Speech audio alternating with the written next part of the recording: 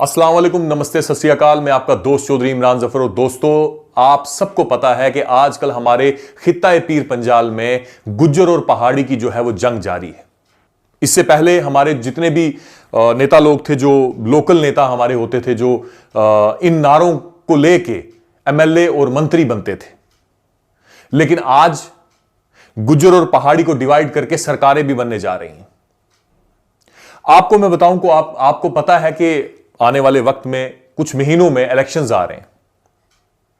यही लोग जो आज पहाड़ियों का नारा लगा रहे हैं, यही लोग कल को गुज्जरों का नारा लगा रहे थे कि गुज्जर गुज्जर गुज्जर गुज्जर। हां, गुज्जर देशभक्त, गुज्जर देश प्रेमी, और गुज्जरों को हम उनका हक जो है दिला के रहेंगे। उस वक्त तकलीफ किसको हो रही थी? पहाड़ियों की, कि भाई गुज्जरों का ही नाम लिया जा रहा है। लेकिन हमने कई बार गुज्जरों को भी कहा, बकरवालों को कहा कि भैया ये सिर्फ नाम लिया जा रहा है, आप समझिए इस बात को, ये सियासत है हम लोगों को तोड़ने की। और उसमें भी हम थोड़े बहुत डिवाइड हुए, लेकिन उसमें ये पूरी तरह से कामयाब नहीं हुए। मुझे लगता है कि अगर उस नारे पे इनको कोई सीट वीट नहीं बनती होगी।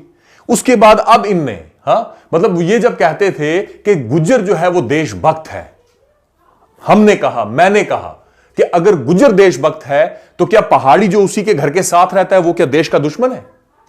वो भी तो इस देश का बाशिंदा है।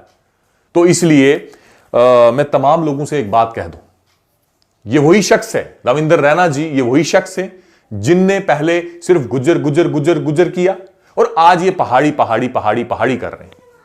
अगर इनको सच में ही अगर इनको देना हो, सच में ही अगर इनकी नीयत हो देने की, तो अगर ये रातों रात 370 को हटा सकते हैं, अगर ये रातों रात हमारे स्टेट का दर्जा जो है हमारे से ले सकते हैं, इस रियासत को जो है यतीम कर सकते हैं, तो क्या ये पहाड़ियों को एसटी स्टेटस नहीं दे सकते? मेरी आपसे ये गुजारिश है, हर बार हम बढ़ते रहे, जैसे ही इलेक्शन आते हैं तो हमें तोड़ने और बांटने की कोशिश की जाती है कुछ एजेंटों के जरिए।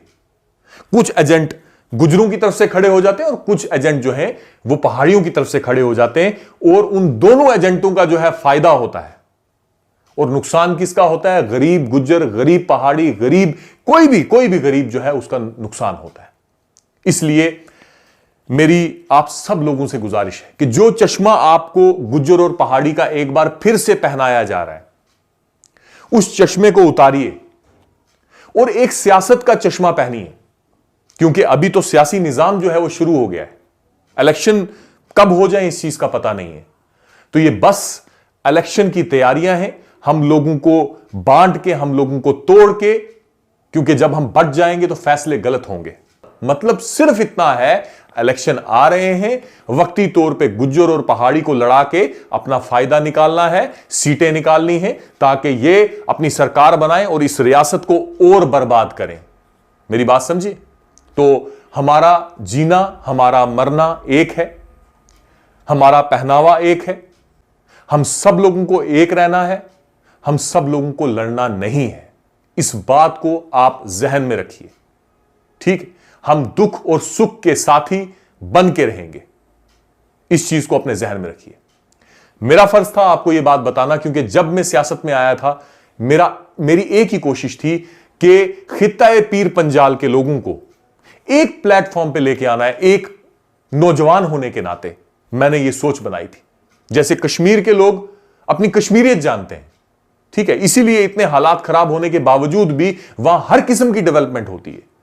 तो हम लोगों ने मुल्क की वफादारी भी की, सब कुछ करने के बावजूद आज की डेट में भी कोई सरकार हमें पानी भी नहीं दे सकी। वो इसलिए क्योंकि हम बटते रहे, बट रहे हैं और बटते रहेंगे। तो इसलिए मत बटिए, एक होके रहिए। खुदा हाफिज।